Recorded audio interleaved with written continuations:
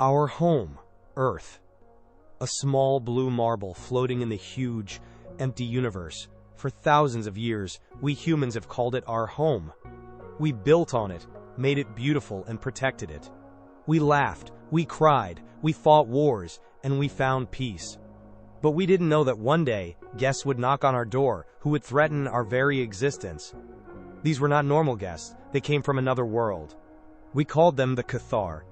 For centuries they had moved through the universe, conquering any planet that seemed weak or primitive to them. They had technology that even our science fiction books rarely showed. Their ships cut through stars, their weapons could turn mountains to dust. And now their eyes were on our Earth. First we thought it might be a meteorite. Then we thought it might be some big trick from NASA to scare us. But when their ships stopped in the sky like bright towers, and thousands of small fighters came out from them, we understood. This was not a drill. This was not a movie scene. This was an attack. Panic spread across the whole world. Governments were scared. Armies got ready. But they knew this was a war they had never seen. Our fighter jets looked like flies next to their spaceships. Our missiles seemed like flower petals against their shields. The Cathar gave no warning. They did not talk. They sent only one message. A message that was translated into every language and echoed around the world: surrender, or be annihilated. But we were humans. And if one thing is true about humans, it's that we don't give up easily. Especially when it's about our home. We heard their message. And then, that feeling woke up inside us. The one that has run through our generations for centuries. The feeling of stubbornness. When big generals and politicians around the world were scared, trying to make new plans, there was one person nobody noticed. We are talking about Aisha Spark Rahman. Aisha was not a military general. She was not a scientist who did research in big labs. Aisha was a simple mechanic, known as the Jugad Queen in her area. If anything broke, whether it was an old car or a useless fridge, Aisha could fix it. And if something wasn't there, she could make it. From nothing. From trash.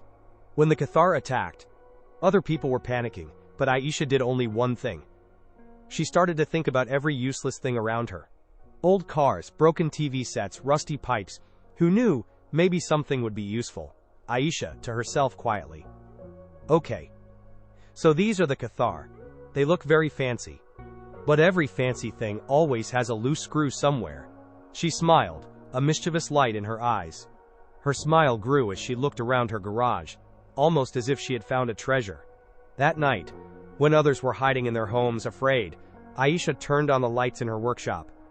She made her tea and started to work. Her first goal? The Cathar ship's shields. She knew if we couldn't break their shields, we could never reach them. She had no fancy equipment, only her hands, her mind, and her endless stubbornness. Using some old capacitors, a broken microwave oven, and some radio antennas, she started to build a device that no scientist would expect. A device that could jam frequencies. But not just any frequency, the frequency of that Cathar shield. By morning, when the sun rose and the Cathar ships cast their deep shadows in the sky, Aisha had finished her first invention. It was a strange-looking, but she believed, very powerful device, running on a broken car battery. She called it the Shield Tickler, because its job was to tickle the Cathar shields until they broke from laughing. Or rather, to confuse them. Aisha lifted the device proudly. Wire stuck out, but she didn't care. All right, my little friend, today we'll see who's Cathar. She winked at the camera. Fear and hopelessness covered the earth. Governments were trying, but their weapons were not working. People were hiding in their homes, or in shelters. At this time, who knew that from an old garage a small ray of hope was about to appear? Aisha, with her shield tickler device strapped to her back, walked through empty streets. She wore a slightly funny old motorcycle helmet. Aisha's plan was simple. Choose the smallest Cathar ship, get close to it, and activate the shield tickler. What was hard? Cathar patrols were everywhere, and their fighters were flying in the sky. But Aisha was not afraid of danger. She was afraid of giving up. She had changed her old rickshaw, put a small stealth coating on it, which probably only worked in her mind, and now she was driving it towards her target. The rickshaw's engine also made a strange sound, as if it was scared too. Easy, my shrew. Today you are not just a rickshaw. You are the ride of our last hope. She patted the rickshaw's dashboard. Aisha chose a Qatar fighter ship that was flying a bit low, maybe surveying. She stopped her rickshaw near a tall building, from where she could aim her device. Holding her breath, she charged the shield tickler. A strange humming sound came from it.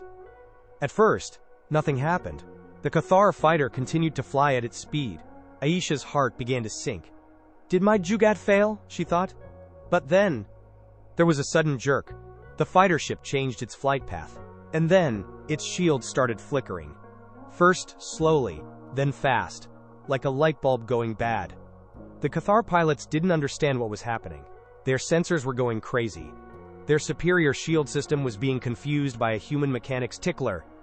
And then, a slight crack. Then another. And finally, the Qatar fighter's shield, like a glass pot, shattered. All over the world, wherever TV channels were broadcasting live, people's eyes were wide open. No one could believe it. A normal human with a normal device could break the superior technology of those unstoppable aliens? This was a shock for the Qatar.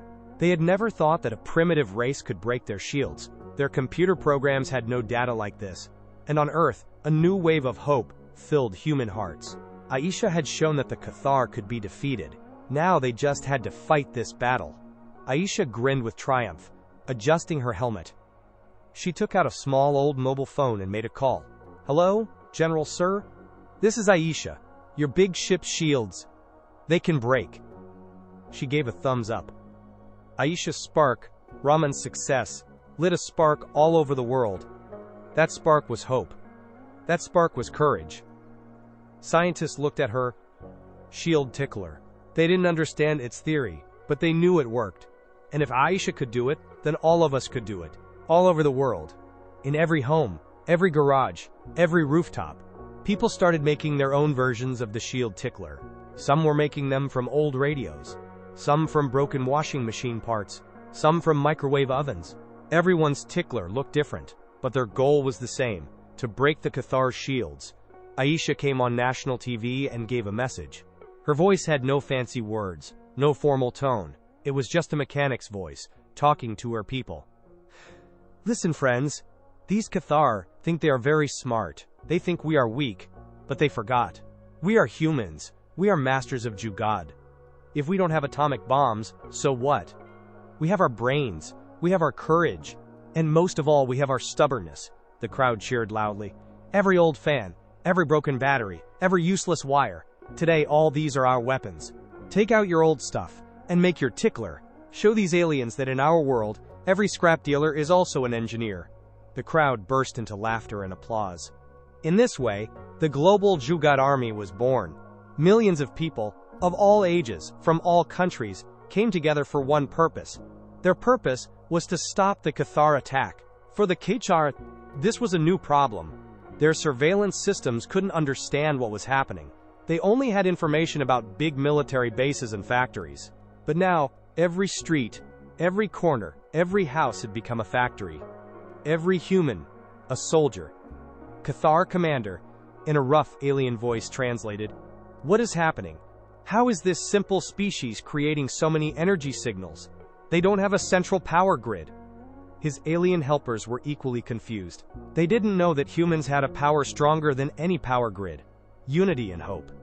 And when humans come together, it becomes impossible to defeat them. Now was the time to show the Qatar who they had messed with. The Qatar thought this would be an easy win. Humans fighting each other scattered and weak. But they didn't know that when it comes to their home, humans forget all their differences. And when Aisha gave them hope, that hope turned into a storm. The global Jugaad army was now not just a name, it was a power. Aisha was in contact with every group, tracking the position of every tickler. Their plan was simple. At the same time, from all over the world, attack the Qatar ships. A frequency attack that would bother them so much that they couldn't keep their shields working. Aisha. When I give the signal, everyone has to turn on their tickler. Remember, this will only confuse the shields. The real work will start after that. We will only have a few seconds. The Qatar fleet, with its loud sound, covered the sky. They were proud of their superior technology. They thought this simple species would now give up. But then, Aisha gave the signal. And then, what happened was something the Cathar had never thought of. Thousands, millions of ticklers started working at the same time. Each tickler's frequency was different. Each tickler's power was different. This was not an organized cyber attack. It was a symphony of chaos, a noise that the chaos highly advanced shields couldn't understand. On every Cathar ship, for every Cathar pilot, an attack was happening that was noise for their sensors, but deadly for their shields. One after another, the Cathar ship's shields began to shatter. Some fell to the ground like broken glass, some exploded loudly. The Cathar commander was worried in his ship. Alarms were ringing on his screens, his fleets were being destroyed. He couldn't understand what this primitive species was doing. Cathar commander, angry, translated. Unpredictable, illogical, what is happening? How do they have such technology that is disarming our shields? His helpers were screaming, pointing at flickering screens. One alien soldier was trembling with fear. They didn't know. This was not technology. This was the stubbornness of humans.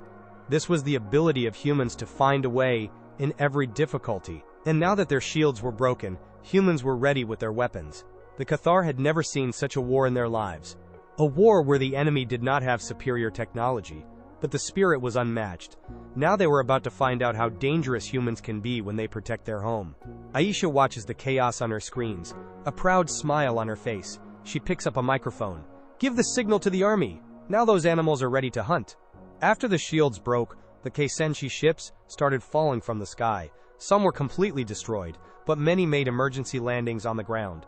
The Caesar soldiers, who were once so proud of their superior shields, were now without protection, and humans with their small weapons were ready to fight them. The battle continued on Earth. Humans were fighting from every corner. In every street, every neighborhood, every jungle, the Cathar faced problems. Their feeling of being superior was now turning into doubt. They couldn't understand how this primitive species, whom they had come to conquer in a few hours, had stopped them for weeks. The Cathar soldiers were big and strong. Their energy blasters were dangerous for humans. But humans had fought many wars in their history. We knew how to hide, how to use guerrilla tactics, and how to use the enemy's own weapons against them. Aisha's Jugad army was no longer just about making ticklers. It was now working on every front. They had turned old cars into battle wagons by adding armor plates. Broken drones were being used for surveillance. And they had another surprise. The Cathar soldiers wore big suits that protected them from our bullets. But Aisha knew that every technology has a weakness. She had given instructions to the Jugad army to target the electrical frequencies of the Cathar suits. A Cathar patrol walked over the wires. Suddenly, sparks flew. Their suits short-circuited, causing them to twitch and fall, making funny high-pitched noises. Cathar soldier, translated. Ah, what is this? Our advanced suit. How is it suddenly stopping like this? This was not a deadly attack, but it was very irritating for the Cathar. Their suits were short-circuiting, they were getting electric shocks. Some Cathar soldiers couldn't even move. Aisha sat in her command center and smiled. She knew that when the enemy doesn't understand what is happening to them, they lose more than half the battle by themselves. Aisha, sipping tea. Ha! Now they know. These are our invisible weapons. They think we only know how to shoot. We can also take out their battery. She high-fived one of her young volunteers. The Cathar generals couldn't understand how their powerful army, which had been trained to fight every difficulty, was now losing everywhere to ordinary humans. They couldn't understand how humans could be so creative and so crazy. Cathar commander, frustrated, hitting his desk, translated. Their fighting is illogical. They are harming themselves, but they are winning. How is this possible? This was happening because humans were not just fighting for themselves. They were fighting for their world, their relationships, and their future generations. They had no option to give up. And when humans fight with this spirit, it becomes impossible to defeat them. The battle on Earth continued. Humans were fighting from every corner. In every street, every neighborhood, every jungle, the Cathar faced problems. Their feeling of being superior was now turning into doubt. They couldn't understand how this primitive species, whom they had come to conquer in a few hours, had stopped them for weeks. The Cathar had experienced conquering many planets, but they had never seen a species that was so stubborn, so resourceful, and so unpredictable. When their computer programs failed, they didn't know what to do. Cathar commander, looking at a holographic map of Earth, translated. This is absurd. Our reports called them Class 3 primitive. They don't have a unified military structure, so how are they fighting? He slammed his fist on the table. Aisha Spark Rahman, in her command center, was watching the Cathar's movements. She saw that the speed of the Cathar's attack was decreasing. Their ships were now taking defensive positions. She understood. The Cathar were confused. Aisha, smiling. Ha ha ha, looks like our Cathar friends need to take a human brain course. Confusion is their biggest weakness. She laughed, and her team laughed with her. For the Kier, this war was a calculation of profit and loss. They didn't want to waste so many resources and so many soldiers on a planet that was beyond their understanding. They thought this would be an easy win. But they now understood that humans were proving to be very expensive. Cathar commander, making a difficult decision, translated, Stop the attack. Call back all forces. We cannot waste more resources on this planet. These beings, they are not primitive. They are anomalies. His officers were shocked but relieved. The alien ships slowly started to go up and move away from Earth. In the sky, the Cathar ships, which were a message of death a few days ago, were now pulling back. Slowly, they became smaller, and then, they disappeared. A sudden silence fell on Earth. Was it all over? In this silence, a new sound appeared. It was the sound of hope. It was the sound of victory. Humans had won. They had won a war that no one thought could be won. Aisha, tired but full of victory, watched the last of the Cathar ships disappear. Finally, they're gone. She took a deep breath, then smiled. On Earth, there were celebrations everywhere. In every country, every city, people were celebrating their victory. Aisha Spark Rahman, the Jugad Queen, was now a global icon. Her shield tickler was now a new mystery in the world of science, and a new standard in the world of engineering. But this story was not limited to Earth. The news of the Khadi fleet's defeat had reached the Galactic Federation. The Galactic Federation was the largest interspecies government in the universe, controlling thousands of species. The Galar commander had to report the lesson he had learned. He had to tell them that his incredibly powerful army had been stopped by a primitive planet. Galactic Council Member 1, a large, multi-eyed alien, translated. Strange? Commander, your fleet has conquered thousands of planets. Could any primitive species there break your shields? Cathar commander. No, sir. This species is different. Their Jugad ability, it is beyond our understanding. They had no advanced weapons, but they made weapons from useless things that became a new problem for us. Another council member, a tall, thin alien, translated. And they're fighting? Was that illogical too? Our sensors saw that they don't care about their own lives. They are crazy, Cathar commander. Their stubbornness is unmatched, Council, and their empathy. They can go to any length for their small world and their loved ones. Our computer programs had no such factor. A ripple of whispers went through the council. They were surprised and a little scared. Grand Elder, a wise, glowing-eyed alien, translated. So, this means these humans are the species who can make the impossible possible. Cathar commander. Yes, Grand Elder, and bothering this species, it can be very expensive for us. The Grand Elder looked thoughtful. This report created a stir in the Galactic Federation. For the first time, they had heard about a species that did not just depend on technology, that did not just depend on brute force, that depended on its humanity. And in this way, instead of Earth's defeat, the Cathar unknowingly gave humans a new identity on the galactic map. Now, whenever any alien species heard the name Earth, a look of surprise and a little fear would appear on their faces. Oh, you mean the humans, that crazy species? Those Jugad kings? Earth had made its place. This small Earth, its small world, had now become part of galactic legends. And it all started from an old garage, from a mechanic, and from her endless stubbornness. After the Cathar left, Earth started its life again. There was a lot of damage, but the spirit of humans had become stronger. They had learned how powerful they were when they came together. Rebuilding began quickly. Aisha Spark Rahman was now a global icon. She had turned her humble workshop into a big research center, where she and her team were developing new methods of Jugad engineering. Their goal was to prepare humanity for all kinds of challenges. Aisha, to a young student, "My child, remember, No matter how advanced technology becomes, the real power is in the brain and courage. And yes, never forget Jugad. The student laughed and nodded. The Galactic Federation, after the Cathar's report, decided to contact Earth. But this time, they came not for invasion, but for diplomacy.